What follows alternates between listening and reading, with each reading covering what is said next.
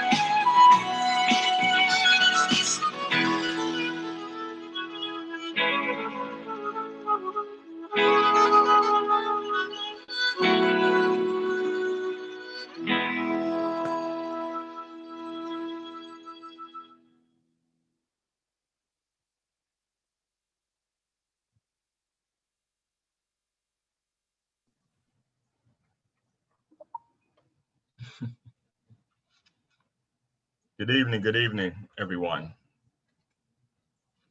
My name is Henry Butler. I am the district leader for the 56th Assembly District, which covers the neighborhoods of Bedford-Stuyvesant and North Crown Heights. My co-leader is the Honorable Annette M. Robinson, who also serves as the vice chair of the Brooklyn Democratic Party. I'm so glad you all could join us for this very important conversation this evening pertaining to the Surrogates Court, which will be led by the one and only Judge Dwayne Esther Paul. And the topic is Surrogates Courts and how does it affect our community, pertaining particularly to generational wealth. And I think we all know that when it comes to particularly Black and Brown communities, generational wealth is something that pertains specifically to us, because we are a community that has throughout the years has built wealth through our property. Whether it's starting from those who may have come from down south, those who may have come from the Caribbean islands. Property was something that was always within our families. We have seen now these past couple of decades us losing our generational wealth through property, whether it's through deed fraud or through all other means of unscrupulous characters stealing our properties, or even sometimes from those from within our own family. Sometimes people are doing it because they just don't know any better, or sometimes from within our own families for devious reasons. So there's no better person there here to lead that conversation than Judge Dwayne Esther Paul, someone from the community, someone who's raised in the community, someone who has been through the struggle when it comes to this topic. So without further ado, I want to now reintroduce you to my judge, Judge Dwayne Esther Paul. Hello, everyone. Hello. Thank you so much, District Leader Butler, for agreeing to moderate this program. Very important to have this town hall because, it's one thing to campaign and spread the word, and it's another thing to create a space that allows the community's voices to be heard, to allow the community to ask questions, to engage, not just with me as a candidate, but really to get a better understanding of what is at stake. And there is truly a lot at stake this year. Oftentimes, we have never even heard about Surrogates Court, which is compelling because it plays such an instrumental role in our community, in our families, in our ability to thrive, that it's an extraordinary thing that we don't know about it until crisis strikes our family and we find ourselves at the doorsteps of Surrogates Court. And today, more than ever, Surrogates Court plays a major role, and I'll tell you why. Surrogates Court is a place we go when our loved ones pass away, whether they had a will or they didn't. And we make sure that all of their assets and everything they worked hard for gets from one generation to the next. Surrogates Court also deals with guardianships of mentally disabled adults, guardianships of minors, and adoptions. For me, I'm passionate about this race because when I think about the role that Surrogates Court plays and what it represents, it has everything to do with the transfer of intergenerational wealth. And wealth sounds like a heavy word, right? Oftentimes we may feel like, well, we don't have much in the family, in the community. We struggle hard. We live together, check to check, trying to make ends meet. But every bit of our hard work is the space that's created to allow the next generation to have a head start in life. Surrogates Court has everything to do with my own personal story. My mother, my parents, they're Caribbean immigrants from Haiti. They came to this country very, very humble beginnings. Poor, in fact. But they were rich in hope, faith, hard work, and determination. And because of their hard work, because of their sacrifice, I was able to have a head start in life. I'll say my mother was an orphan at the age of 8.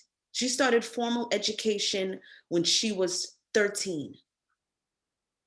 I know she's faithful, but I don't know if she knew that coming here to this country, she would be able to realize the American dream for herself and for her family, and that her daughter would one day be able to go to school, get a quality education, become an attorney, and by the grace of God and the support of the community, eventually become a judge. Surrogate court has everything to do with that story. It is my mother's legacy. It is my father's legacy. It is your mother's legacy. It is your father's legacy. That's what I'm fighting for, because it makes all the difference. But oftentimes, surrogate court is a place where people go to prey on our community. And the court system sometimes leaves the community vulnerable because information in surrogates court is public. So you can go to surrogates court and identify who passed away, what assets and property they owned. You can also find out who the family members are, because there's something called an heirs locator. And so those who seek to pray in the community go there, find our community members who are in grieving, who are vulnerable, and in transition. And we know in our community, oftentimes we deal with deed theft, foreclosure, tax and water lien. And this creates a space where people can approach the family member when they are in transition and offer them pennies on the dollar for what their homes and their property is really worth. This is instrumental to our community. You know, my journey to the bench started many years ago. Although was elected in 2015, when I was very young, I was 9 years old, my brother went on a youth trip, he got in an accident, and he never came home. And I watched my parents struggle to find justice for his life through a wrongful death suit in Supreme Court. I also saw how they struggled to figure out the best way to raise me, going through family court. And at that young age, I realized how important it was to have a voice in the courtroom, how important it was to have an advocate, and what it meant to have a judge who understood my experience of life, understood my family's experience of life, and the community, if they were going to make the right decision for us. I remembered what that challenge was like for my parents, so I always created program workshops and clinics in the community that would help really bridge the gap between the court and the community and expand access to real justice for all of us. I knew what it meant for my parents to struggle with the language. And the court system is a foreign language to anyone, even us, born and raised here in the school system. It's another language. So when our community is faced with those challenges, I created programs because I was the director of community service for the Metropolitan Black Bar Association. I sat on Community Board 3. I was active in my Democratic Club, VITA, which is my family, and supporting me through this journey. And I partnered with elected officials, clergy, civic associations, because I understood that when the community was in crisis, they went to their civic leaders. They didn't run to the courthouse. That's a scary place for most. They didn't run to attorneys. So we came to them.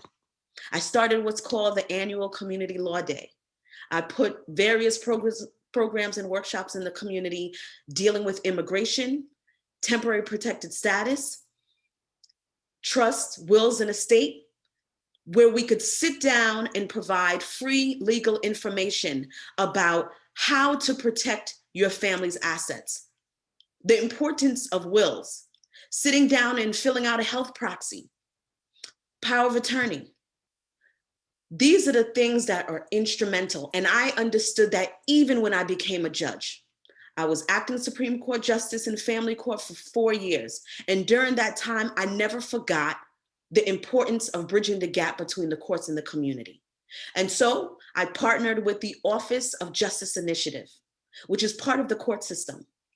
I worked with them to create something that's called Clergy Day, understanding that that is the best way to support the community. Because if I educated civic leaders, if I educated spiritual leaders, then I armed a whole community.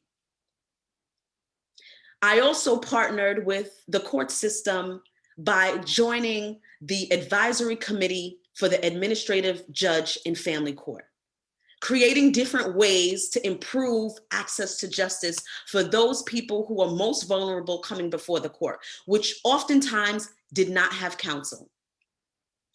I want to take that same initiative, that same passion to Surrogates Court.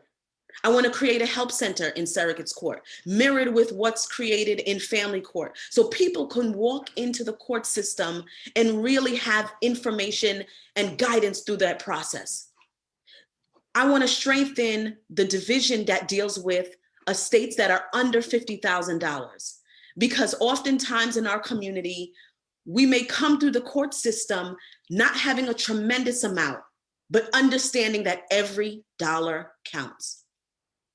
I want to make sure that the public administrator's office is working for the community and not for themselves and other special interests. I want a bar of attorneys who are representative of our community, because that is truly the way that we find compassionate guardians. I have a plan for Surrogates Court, something that will really and truly ensure economic justice for all of us, social justice for all of us, and preserve our family's legacy. I have a goal to make sure that guardians that are appointed to our family are competent and caring. I know of issues in our community where the court assigns a guardian to a person who is disabled or a minor, and their funds are being depleted based on the attorney's billing. I know families who have contacted their guardians, who are supposed to put them first. During this pandemic, there is a family, 2 sisters. One sister, she's in her 50s. She's mentally disabled because of an accident. So there's actually a fund, and that fund she's entitled to. But her guardian didn't care enough to believe that she should have true access to her funds. The sister who's the guardian of her person contacted the attorney and said, my sister needs a laptop because now with the pandemic, she doesn't have the ability to go out into the community and be stimulated the way that she was. She has to stay home. But if I can get her a laptop, I can work with her to make sure that she's stimulated, she's using the internet, and I will sit and work with her. That guardian, that attorney said, your sister doesn't need a laptop. She's disabled. We'll get her an iPad.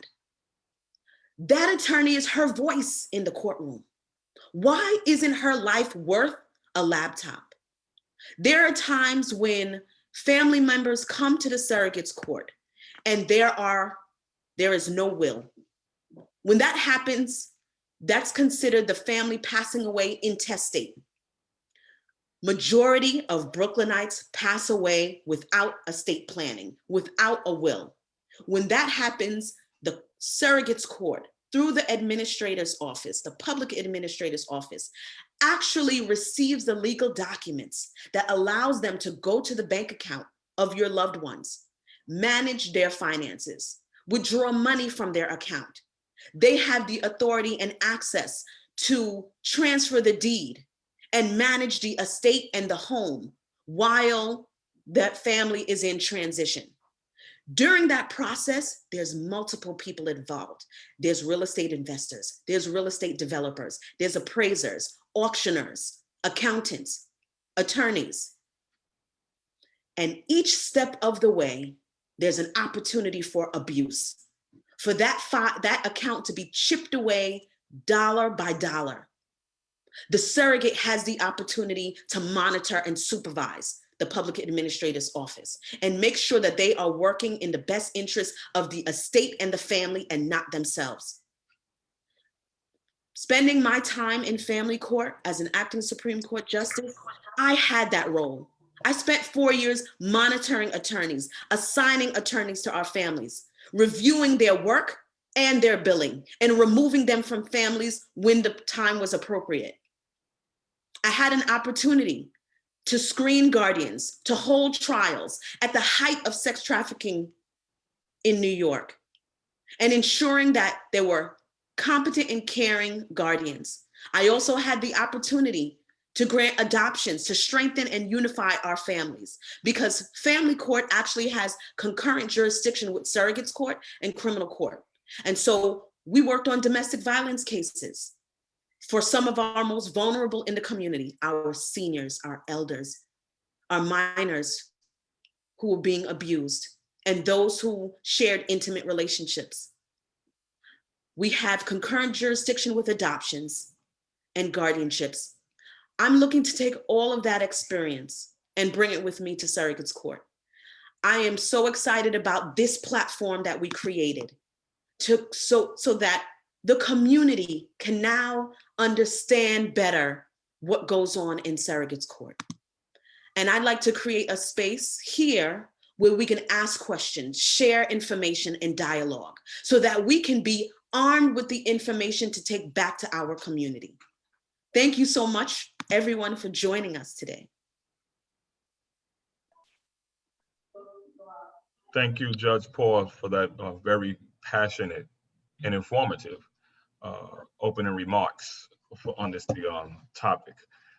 Before we actually get to questions, we do have a couple of special guests on that we want to acknowledge and who may have might want to speak for a minute at this time.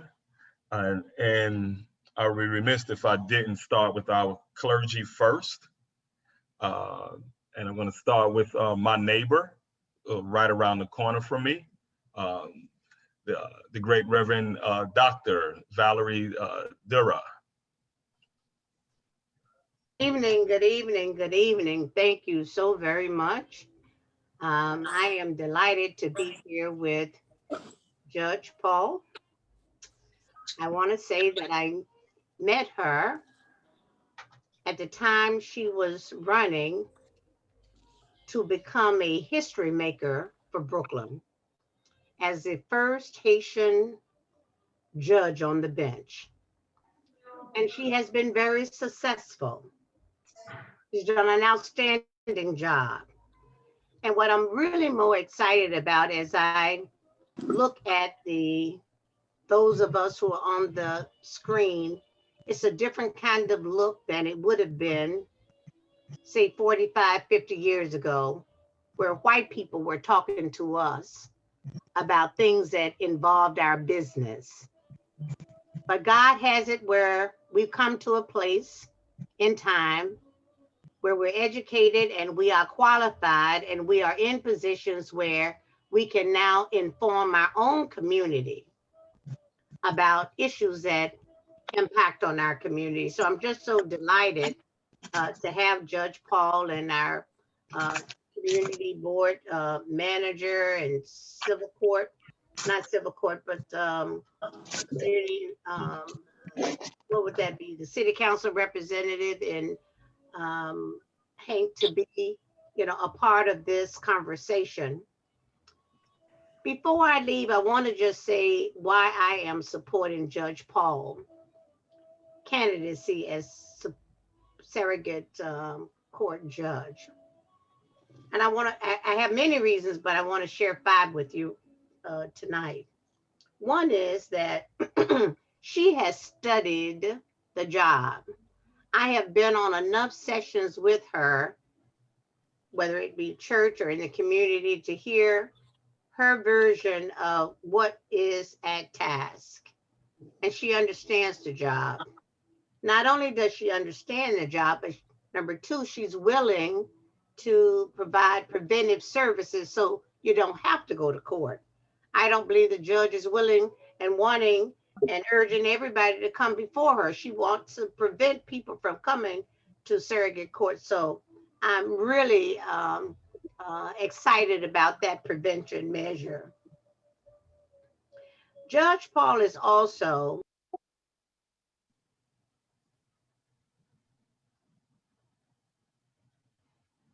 You muted yourself.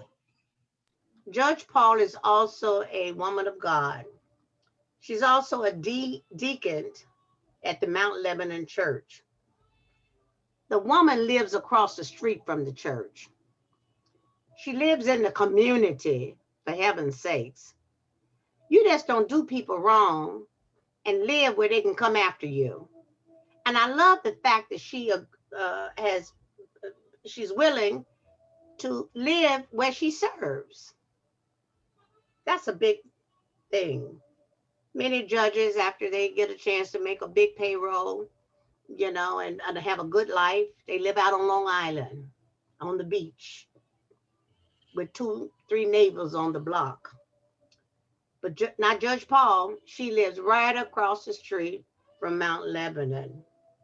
And we're there to protect her, as well. She also is approachable.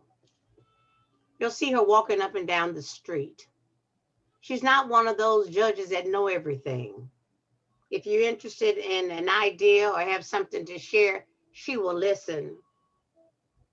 And finally, she is a woman. She could be a man, but thank God she's a woman. And we women who support women leadership love the idea that women hold up the sky, and we know that she has a heart for women and would be especially on task and on target to make their lives better. So I hope that these reasons alone, with many that you have of your own, will be enough to go to the polls on June 22nd and vote for Judge Paul to become our next surrogate court judge.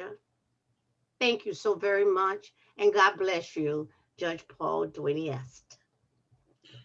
Thank you, Reverend DeRob. Thank you so much. We want to keep this moving because we do want to get to the questions for Judge Paul.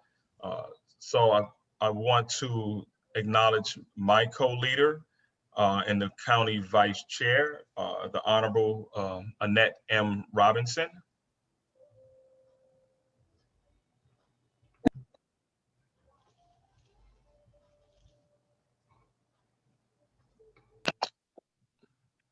Thank you, Mr. Butler. Can you hear me?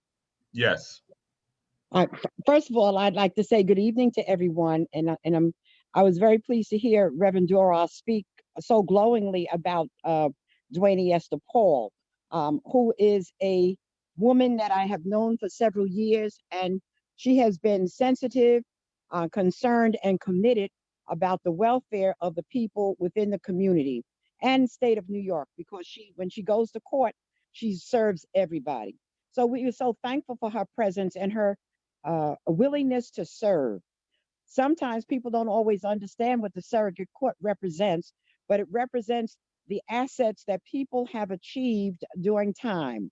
And those assets are whether you have just a bed, you have some books, you may have some stamps, or you have a house.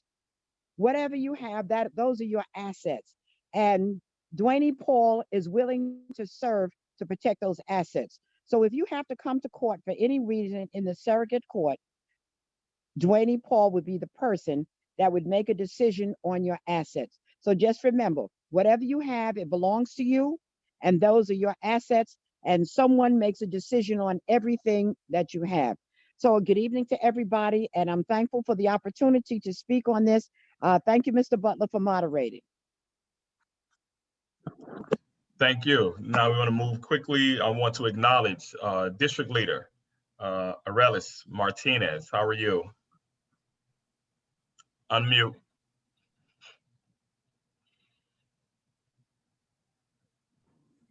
Thank you very much. I'm delighted to hear so many good things about Judge Paul. I never got opportunity to work together with her, but I have heard so many things that I'm so delighted to be supporting her, and the way she is talking about the issues and how she will address it with access to people really get to my heart, because I have a situation like 2 years ago with somebody who was my neighbor, and it was really ugly. But I believe that with her presentation there and representing the people, she will be the best choice. That's the reason why I'm supporting her. And good evening to everybody. Thank you, District Leader Martinez. Thank Now I'm you. going to go to the south, to South Brooklyn, Bay Ridge specifically, and bring in my brother, Councilmember Justin Brannon. Thank you so much. It's great to see everybody, and it's great to be here. Thank you so much, Leader Butler and Judge. It's always good to see you. I think what the judge and I have in common is that we like to demystify government, demystify the law a little bit, to humanize it, to universalize it, and to bring the power to the people so that they understand that the law can be used as a sword, but also as a shield. And I think in this day and age, that is so important to humanize it, to bring it back to the community, and knowing the judge's roots, that she got her start on Community Board 3, her work with the Metropolitan Black Bar Association, and she's always been about the community. She's always been about her church, her faith, and the people in her neighborhood, which is so important to really humanize a court. And I think this court now is going to shape the face of our great borough for the next 14 years. So it's so important that we have someone there who understands what we've been through, understands where we need to go, and certainly understands the power of the position and the power of the bench, and making sure that it's community focused, and making sure that you demystify it and that you put the power in the hands of the people so that they have that access to the law, that they don't feel shut out. And I think all of us share the goal of trying to lift up those voices that have been historically left out. And that's something that I see in Judge Paul, and that I'm just so proud to support her and to do everything I can to make sure that she gets elected down south here in Bay Ridge. So Leader Butler, thank you so much for having me tonight. Judge Paul, I'm excited to be with you, and I look forward to working with you, continuing to work with you. Thank you so much. Thank you, Councilman Brannon. Thank you so much. Now I'm going to take it back to the clergy as our brother, Reverend Kevin McCall. Reverend McCall. Praise the Lord, everybody. Good afternoon, good evening. It's a privilege and honor to be on this Zoom call to have the conversation about electing someone to office that I call my dear big sister, Judge Paul. And to you, Brother Butler, and to Annette Robinson, and I think I saw the county leader on as well. But we are delighted to have this conversation. I usually don't put my name attached to individuals that do not have the courage, do not have the discernment, and do not have the will to do the job. So it's very important to be able to have someone such as Judge Paul. When I decided to be able to get behind her, I asked her, what is her faith? What's her determination? And she told me that she was a woman of God. She serves as a deacon as a church. And that's very important, that we need someone that have a God mindset when you're talking about courts and when you're talking about judges. And we need someone like Judge Paul to be elected. Not only just that she's a person of the cloth and that's in the clergy and has that mindset of being godly, but she's a Black woman. And we need Black women like never before. And just like we can look at now to see Vice President Kamala Harris as the highest office in the history of this country as a woman, we need to be able to look at the courts and see a Black woman of color, because we have been fighting for so long for our rights and fighting for things to be equal. And who else can be elected to that seat but a woman of color? So that's why I throw my support behind her and would do anything in my power. As many of you know, I'll hit the streets in a minute. I'll protest for my people. And I've been in front of many courthouses and protesting for the lack of ability to serve equally. But I'm confident that I would never be in front of the courts with Judge Paul protesting. If I'm in front of the courts, it'll be a celebration of victory because she has done a great job and provide the leadership that she should do on a daily basis. So I'm grateful to support her. I'm urging everyone else and all the clergy to support her, all the Black activists and the activist groups and those to support her and get behind this campaign as immediately as possible. Thank you for the opportunity, and let's go straight ahead. Thank you so much, Reverend McCall. Mr. Mark Appel, are you on? You have to unmute.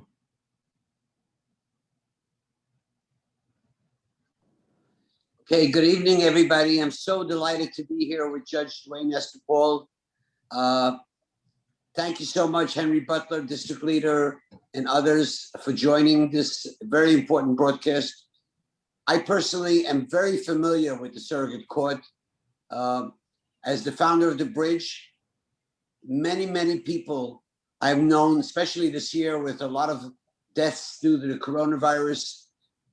It's a mess. The Surrogate Court in Brooklyn, New York, it could take up to 7-8 years to settle some of that financial stuff from the deceased. By 7 years, the family, the resources are drained, there's no money left, and there's no money left to take care of the loved ones. So this position of Surrogate Court needs to have an overhaul, and I don't think there's anybody better equipped that has the compassion, that has the tenacity, that has done things in the court system, as the judge said.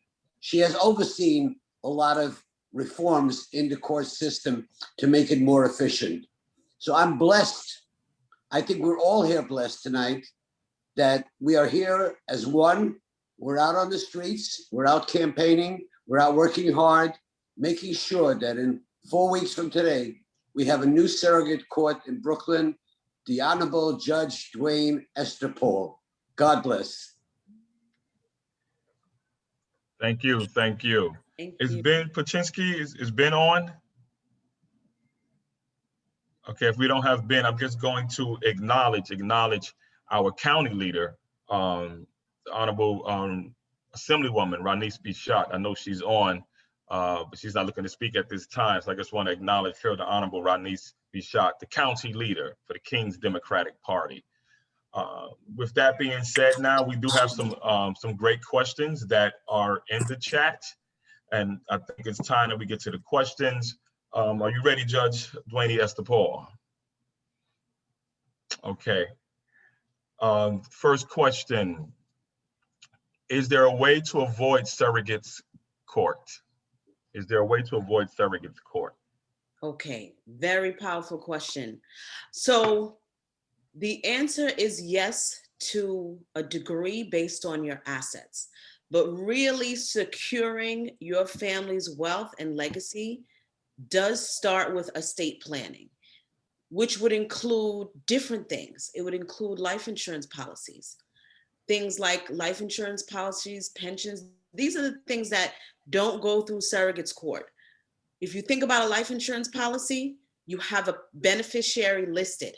And the way that it works is that immediately upon death, that life insurance policy already has an owner. So things like life insurance policies do not go through surrogates court. If you have a trust, in a trust would be, it's similar to a will. And with a trust, any of the assets that's inside of the trust, it acts similar to a life insurance policy.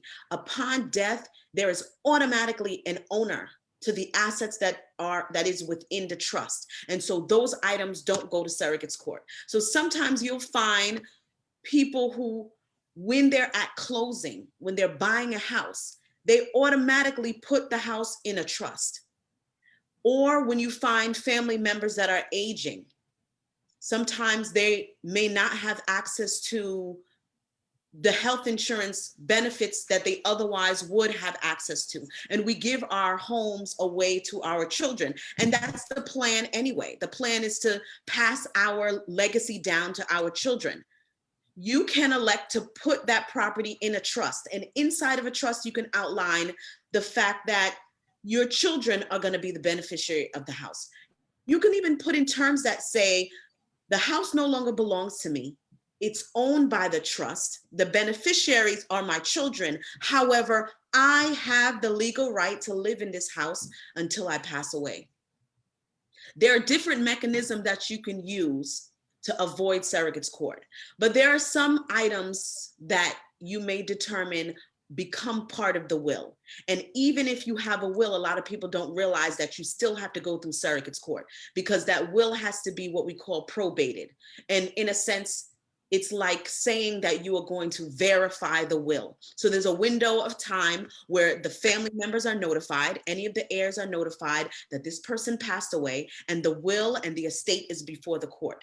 And notice is provided to any potential family members, and they have a window to come into court and raise any objections.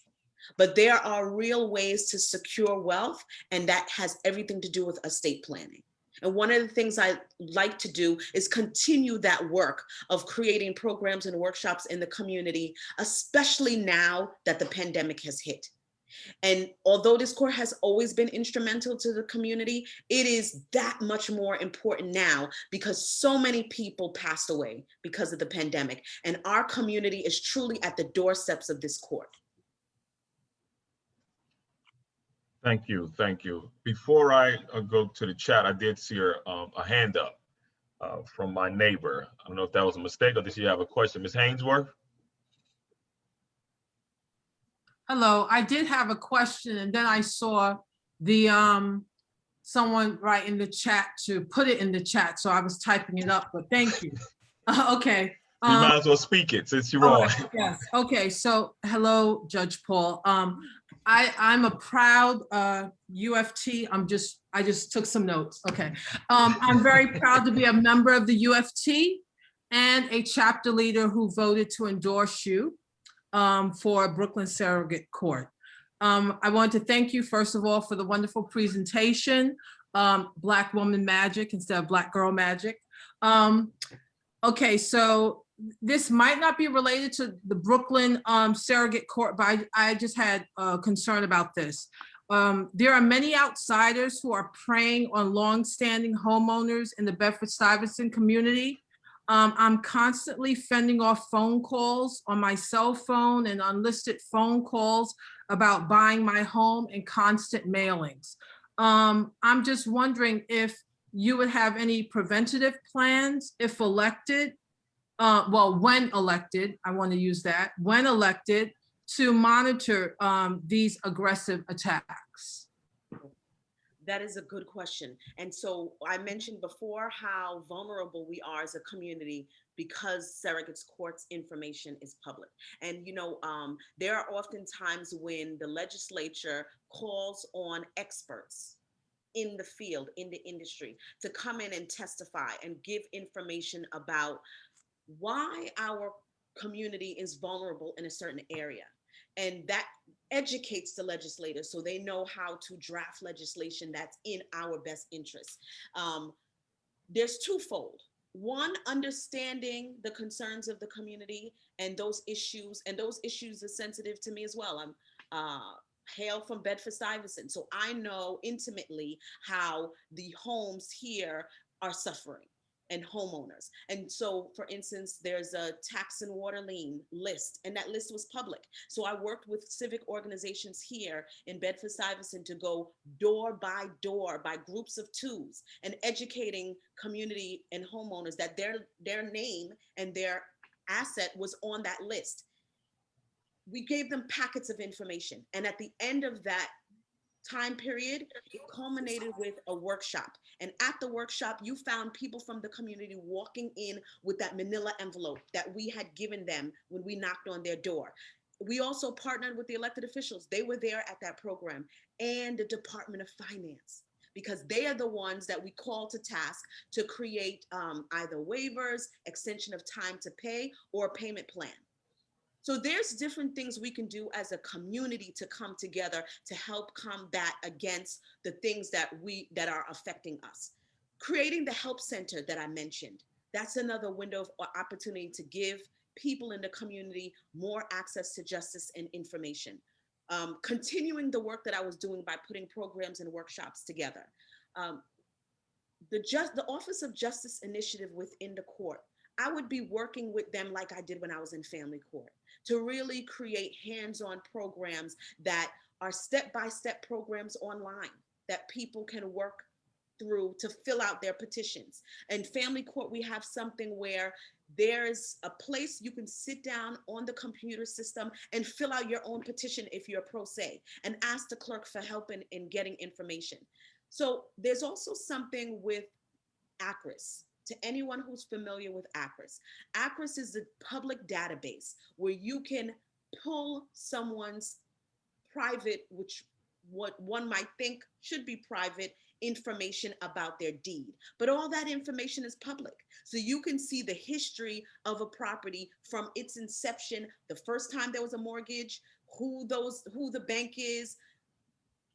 With ACRIS, there's also ability to register and get information and notice if someone is moving transactions within the deed. So let's say that someone comes, and we know there's times when there's fraudulent deed transfers.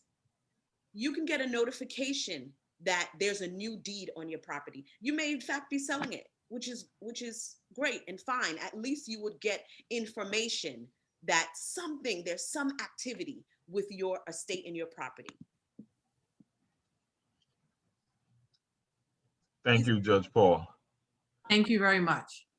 And thank you to UFT. Thank you to all of the labor unions, local TWU, Local 100, DC 37, Local 371, Local 372, ASAL, Hotel Trade Council. Thank you so much to ATU. These are the labor unions like Teamster, RWDSU, our retail workers, who really, really and truly kept us moving during the pandemic. So I do not take this charge lightly. I do not take it lightly, because I know that I am coming into that court keeping the community first, because you are the ones that helped me to get there. So we are going in there with the common goal and the common interest. And I will say that this is very uncommon for unions to get involved in a judicial race. But it's happening this time because we are in a perfect storm. The amount of people who passed away in communities of color in disproportionate numbers, and really and truly all throughout Brooklyn, that wasn't affected. There was not an ethnicity that wasn't touched. There wasn't anyone in any health condition, age, that was not affected by this. This is a Brooklyn issue. And that is why so many union labor workers are standing behind this campaign, because they know that this court matters to us. And so I will be the people's surrogate. Thank you, Judge Paul.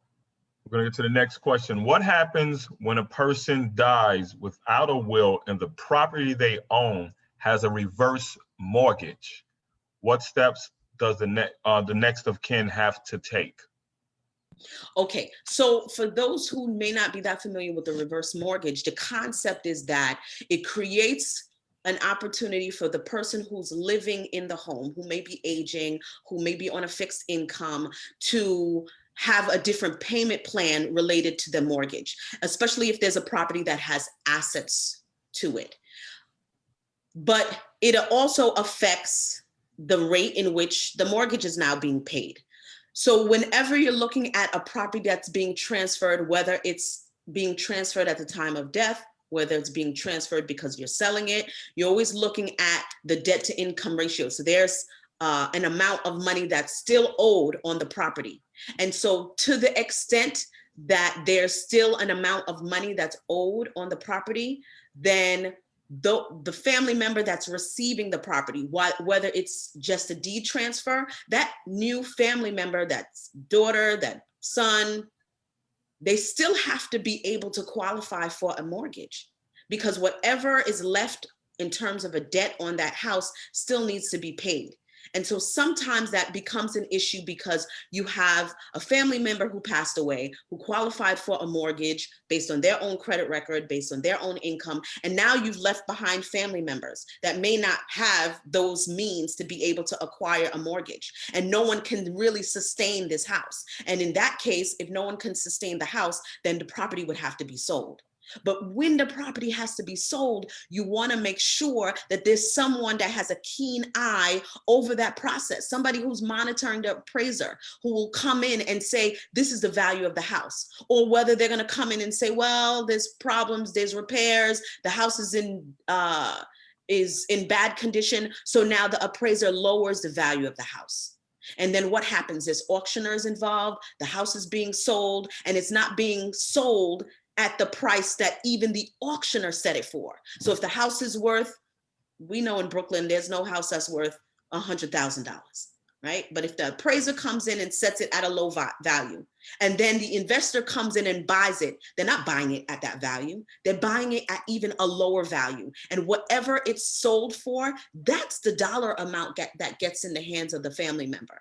And so anything involving transfer of a property to a family member, there's always that window of risk. Thank you, thank you. The questions are pouring in. I know we're getting close to the time. I want to honor the time. The program is supposed to be over at 8, but I'm available to stay on to answer as many questions as you need. But I do thank everyone for joining. And when we get to the place where we close the program, I'm going to stay on and I'll feed through the questions. I'm going to stay on with you. All right. Okay. Thank you. I have heard a lot of controversy with the public administrator's office within the Surrogates Court. Can you explain what's going on? All right. So I mentioned before, when you pass away with a will, you go through the process, you list who your executor will be, the person who legally gets the legal documents on behalf of your family and gets to go to the bank and say, hey, you know what? My mom passed away. I have these legal documents from the court that allow me to take the money out, transfer the money, manage the affairs, manage the estate, anything that's in the home, continue to make repairs on the house until the house is officially transferred or sold. When things like that happen and someone passes away without a will, the public administrator legally steps in as if they were your loved one, and they get the papers, they go to the bank, they manage your affairs. Sometimes what happens is that because there's so much detailed fiduciary control over the person's assets, that opportunity for fraud steps in. That office is supposed to be responsible for managing, overseeing, and holding on to your family's assets until the time comes when it's physically and literally transferred. But without proper oversight, you'll find issues that are occurring now, where there's property that's lost, assets that's mismanaged, vendors that work through the public administrator's office and pillage away at our family's estate. It is the role of the surrogate to monitor and supervise that entire office. Ultimately, the judge signs off on all court orders, but every step of the way, the surrogate needs to be involved. My goal is to create strict oversight. There is some external oversight between the comptroller's office and the attorney general's office. And there's a commission that's set aside, a board that supervises and audits. That report has recommendations. I'm going to ensure that the public administrator's office is compliant and brought up to speed with every single term that our community deserves to keep our assets protected. That oversight will include making sure that the attorneys who are part of that process are held accountable and doing the right thing by our community. I intend to have a committee that works with me, similar to a transition committee. Whenever there is some change of administration, there's usually a committee that comes together to advise the surrogate court, to advise that person, if it's an elected official, if it's the new mayor, advises them on the new people who should be part of that system. I intend to bring in partners from the Bar Association, from different stakeholders to help with that screening process, to make sure that we have the right people working for our community. Thank you. To what extent does the surrogates court have jurisdiction over the treatment or abuse of the descendant's assets just prior to the tester's death? I'm sorry, say it again. To what extent does the surrogates court have jurisdiction over the treatment or abuse of the descendant's assets just prior to the tester's death? So if it's anything before the person passes away, the surrogate court doesn't have any authority. That is still the window of time for estate planning to take place. So if there's a goal to protect the family, protect the assets, all of those things need to happen before the person passes away. And there are some things that you can do. There are wills that are online, but I do caution you, because there are so many intricacies to validating a good will and probating a will and making it uphold in the court system against any objections from someone else, that sometimes it could be a risk if you go online and try to enter into your own will. I mentioned before the power of estate planning, the power of things like getting a trust or a life insurance policy, making sure that your beneficiaries that are listed are truly the beneficiaries that you want. Understanding that even if you're married, but you're separated, or the person is estranged, they still have rights to your assets. So really the power of controlling your assets happens before you pass away.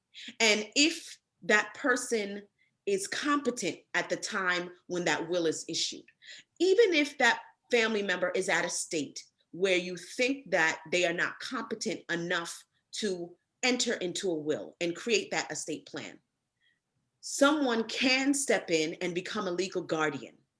If you step in and become a legal guardian for that family member during that last window, you can still make those type of decisions for that loved one. But all of that has to really happen before the person passes away.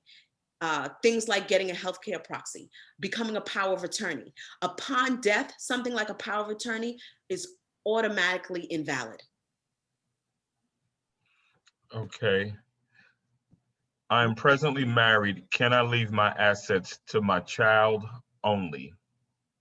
Okay, that's a loaded question. The answer is no. I'm gonna just hold for a second so I can honor those who may need to leave. I wanna do, if possible, pass it over to Gregorio Myers to just give us a closing, and then I'm gonna stay on. District Leader Butler agreed to stay on. He's in it for the long haul, and we'll stay on and answer questions. And we'll start with that one.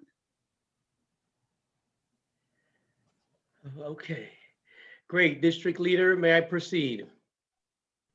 Yes, sir. Thank you so much, District Leader Butler. Let's get a hand of applause for our MC for the evening, who did a magnificent job. He's always committed to the cause of not this community that he lives in only, but the entire Brooklyn. I want to acknowledge and thank each of you, those who provided testimony, Reverend Dura, who is definitely well-respected member of the Brooklyn community. I thank Aurelis Martinez, district leader in the Sunset Park area, for being on board and sharing with us some of her experience with this office. Excuse me. I also want to thank Mark Meyer Appel, knowing, with his organization, the Bridge, and how you bridge and bring people together, to be on. Certainly the Honorable Annette Robinson, former councilwoman, former assemblywoman, district leader, and also the vice chair of the county committee, for just sharing with us. And last but not least, Reverend McCall, who is certainly a pioneer and young reverend who is really working towards social justice.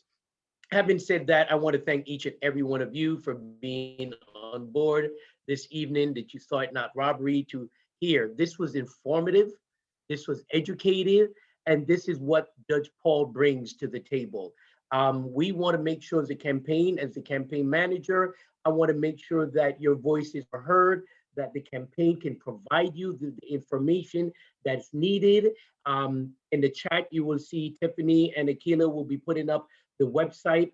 How do you get in touch with us? How do you learn more? There are about, less than, close to 3 weeks left, June 22nd, but early voting begins June 12th.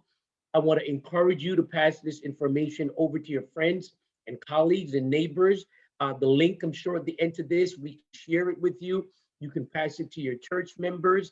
And again, this forum, this educational forum, this community town hall meeting, I wanted to know on the record that we did invite leaders from all across the spectrum.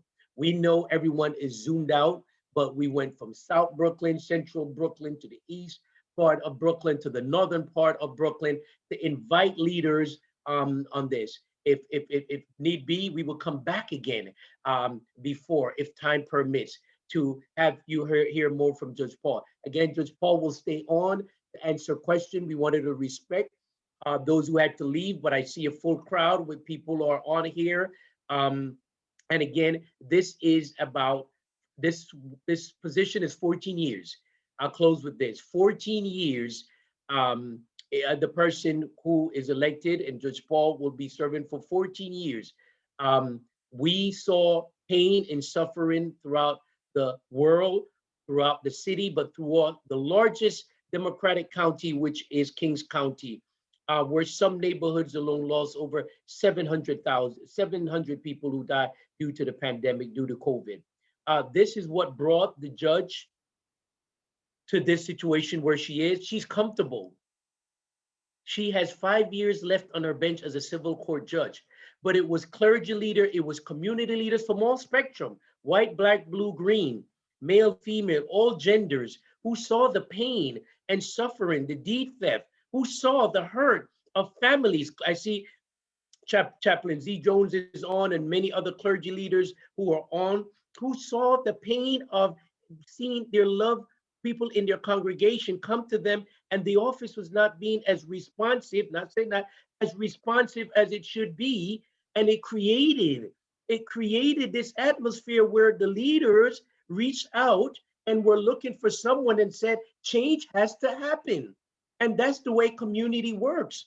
And if you look at her list of endorsements, are not only from African Americans, Latino, white, Jewish, Christian, from the Muslim faith, from all, as Mark Appel said, bridging the gap. Because we know that this is important for Brooklyn. We know that this is issue maintaining generational wealth. And the judge in this position, judges cannot endorse, they cannot ask for funds as a regular politician. So it makes the job tougher for her, and she cannot speak and rule on legislative matters or policy issues because judges are forbidden from doing that.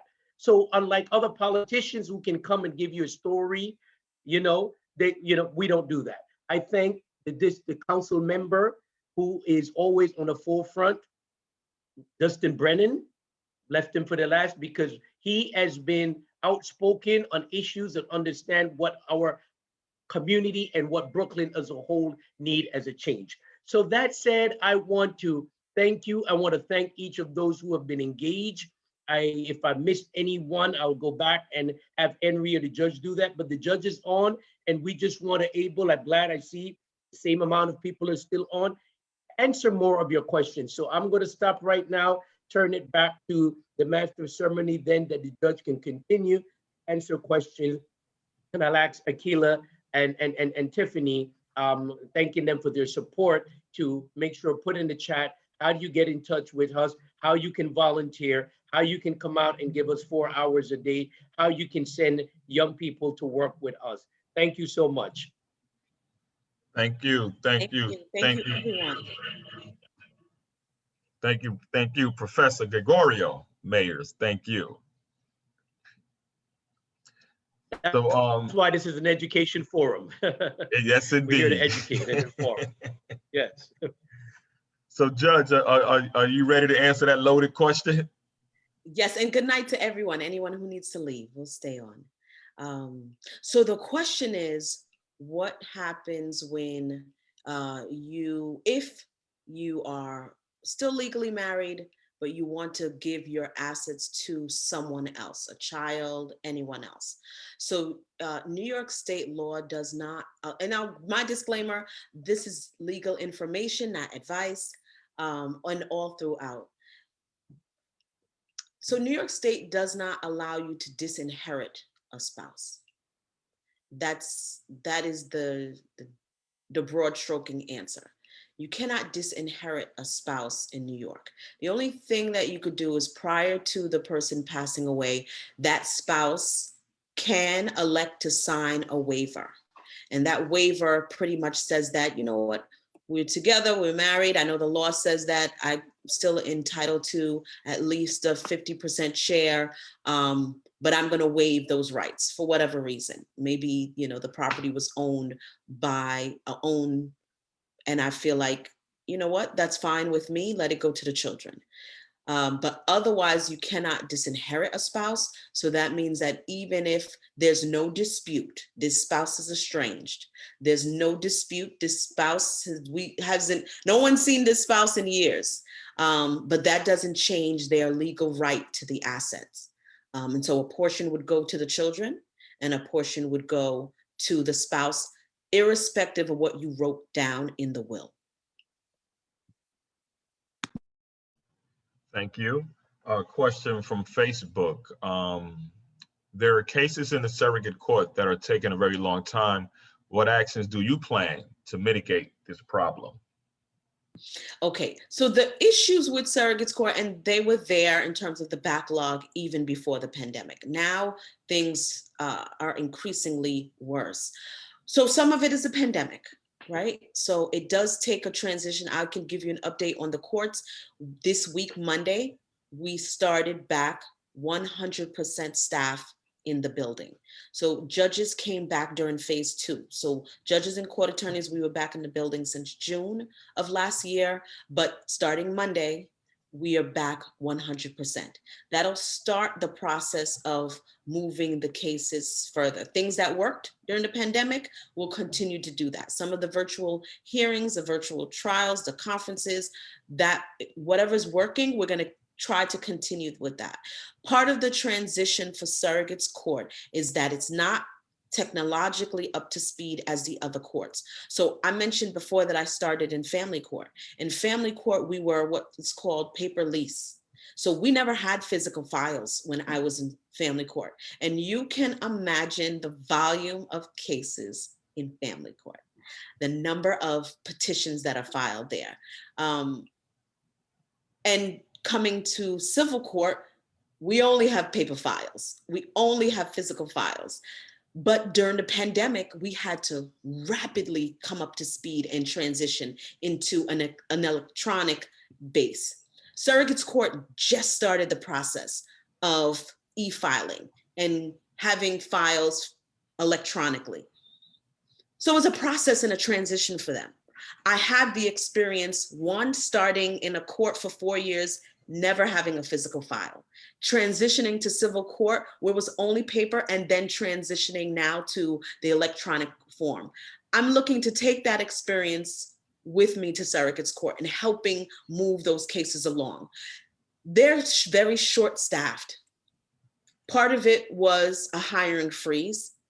And now it's important, because of what's going on with the pandemic, for advocacy in that court to shift and provide surrogates court with the resources that it needs. Again, before the pandemic, there was a problem, but for sure now, that advocacy is necessary to ensure that the resources are poured into surrogates court. I want to look through the caseloads and streamline. I think when you create help centers and provide resources to litigants, it helps move the cases along. Even partnering with the bar associations to expand pro bono or free legal services. This is part of the process that moves that court along. I'd like to partner with the universities. There are various law schools, and now today, becoming an attorney is different than when I graduated. When I graduated from law school, you went through a screening process, you passed the bar, you got your license. Today, you require 50 hours of pro bono work. Attorneys, new attorneys are scrambling to find those 50 hours. Why not do them in surrogates court? Two things happen when we do that. One, it creates an opportunity to help move cases along, because when attorneys can come in and do their 50 hours and rotate through the 5 different departments that are within surrogates court, they can support not only the legal side and the attorneys that are there, they can also support the clerk's department in helping move the cases along. The other thing it does, it creates a pipeline for students who may not have been thinking about doing a state law. And it gives them that opportunity to learn more and be part of this practice that serves our community. So those are some of the ideas that I'm looking to bring to surrogates court. Thank you for that very detailed answer. Next question, someone asked, does my family still have to go through surrogates courts if I don't have a lot of money? Okay, yes, depending on what the asset is. Oftentimes someone passes away. In the midst of the person passing away, family members come into the house because they're planning a funeral. They're looking for clothing for their family member. They're looking to see, is there even a will? They're going through the home. A lot of times we don't talk to our family members about where our assets are, where the papers are, if there's a life insurance policy, what bank accounts, if any, you have. So even if there's a small estate, unless they go through that process, they come in the home and they take the items, maybe you're the only child and it's your mother's jewelry, your mother's heirlooms. So long as there is no one that is becoming part of that process, because there's always going to be that window where a family member can bring to court and say, well, I have equal rights to that family heirloom, those jewelry or that artwork that's been in our family for years. They can go to the surrogates court and file something and dispute your right to receive it. So there is a department within the surrogates court that's called a small estate administration. And through that small estate, it's anything that's under $50,000. So any asset valued under $50,000 goes through that department. And I will say there are more hands-on resources for people going through small small estates, anything under 50,000, where there's something online, you can log in and there's a step-by-step process to filling out the affidavit and the petition and documents that are necessary for estates that are valued under 50,000. Okay. All right. Long question alert. Long question alert. I noticed that the family tree affidavit requires virtually no information whatsoever, at least for Article 13 filings. Whereas I believe other jurisdiction forms require the so-called neighbor to identify themselves with some basic detail. Do you think this affidavit could be improved by requiring any person claiming to have known the descendant to provide not simply their name, but their address and phone number as well? I feel this would close the window of opportunity for fraudulent filings. Thanks for your consideration. Okay, so anyone who's coming in to challenge it can always raise those types of objections. And yes, I think that someone who is part of that process, the surrogate, who is supposed to be really the eyes and ears and guardian of that person's estate, ensuring that the loved one's true values and desires are realized at the time of death, has strict oversight over the process and ensures that there is no window for that place. Asking for more information does that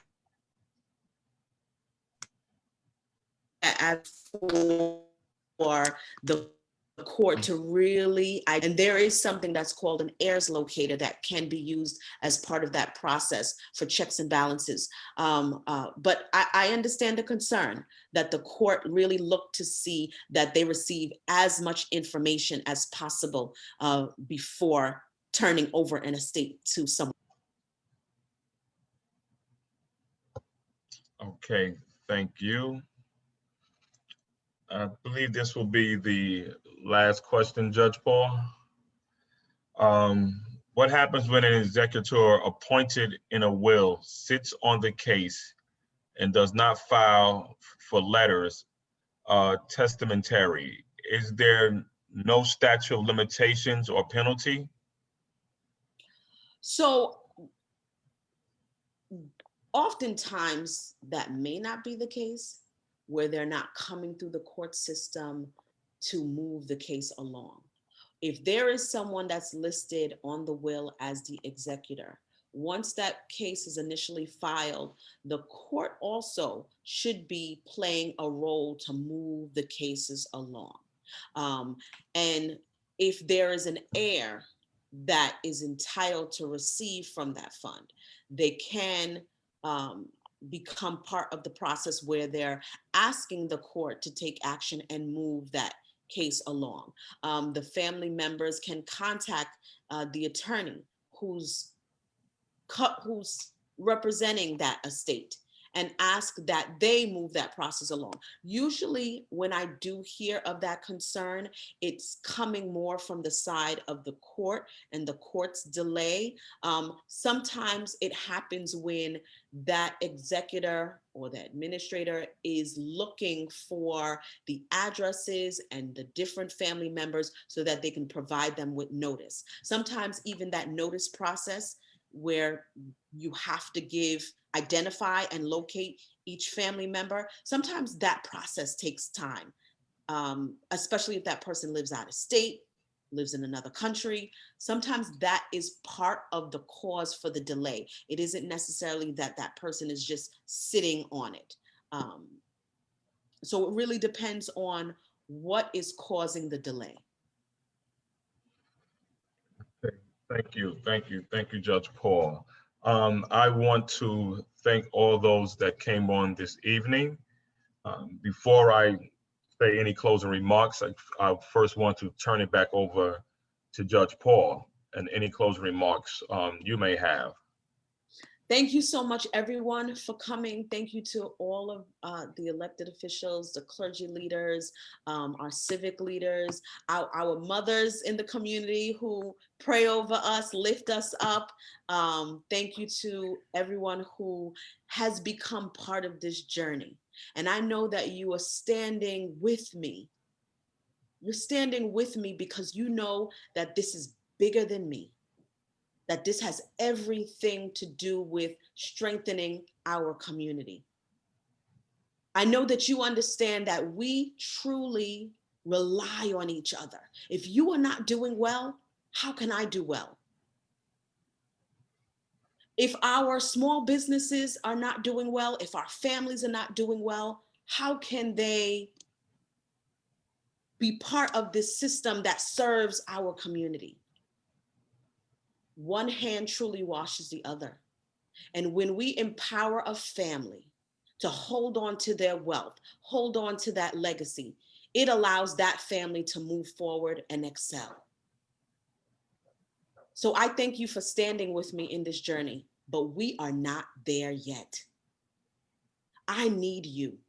I need the support of every one of you who has a network of thousands to spread the word, to keep us all engaged, to take us through the finish line on election day. We have 2 weeks to vote. After you finish voting, call 5 friends, 10 friends. Be responsible for your block association to turn out the vote on election day. Come out and join us. We are full-time now. We recently had our campaign opening, campaign office grand opening. So stop by the office. We're at 399 Tompkins Avenue. Come by, give us some time, give us some hours, do phone banking from home. If you're on social media, stop now and like or follow Paul for Surrogate 2021 on Facebook and Instagram. So that's Paul for Surrogate 2021. We'll get there together. Thank you.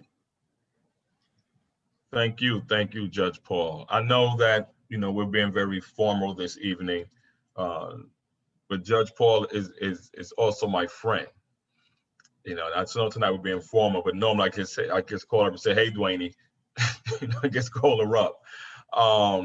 And I've known her for several years now, and I know you heard her passion and her compassion tonight for the community and for those who are struggling. And when it comes to this court, if you didn't know before tonight, now you know just how important it is we have someone sitting on the bench at surrogate courts who we can trust, who not only knows the law, but who we can trust that will do what's best for those that come before her. And I think without a doubt, that person is Judge Dwayne Esther Paul. I mean, you heard it in her voice tonight. Of course, she has the knowledge and the wisdom of what the court is about and how it's supposed to be run. But she has that passion and compassion for us and for people. A lot of times we like to see the courts as just by the book and the law, but we are all human beings, and we need a judge that's going to sit on that bench that not only knows the law, but has compassion and passion for the law and for those people that will come before her. Yes, she's going to render a decision by the books and by the law, but it's going to be based upon her upbringing. It's going to be based upon her passion and compassion and her history of what she went through as a child and the struggles her family went through. You just cannot make a decision strictly on the law. You have to put your feelings sometimes in there as well that will guide you to the right decision. And I know that's the type of judge we will have with Judge Dwayne Esther Paul sitting on the bench. So, as she stated, June 22nd is election day, but early voting starts June 12th to June 20th. Find your early voting site if you want to go out and vote early. And just remember, on the surrogate's court, you only vote for one, and that one person you will vote for will be Judge Dwayne Esther Paul. Thank you everyone for coming on this evening. All the information is in the chat to help out the campaign. I hope you learned as much as I've learned tonight. Any last word, Mr. Mayers? You're muted. Again, thank you again to each and every one of you for joining in tonight. We wish you to continue to stay safe and stay healthy with you and your families. Okay, all blessings. Thank you. Okay, thank you, and God bless. Everybody take care, stay safe out there. Thank you and good night. Good night.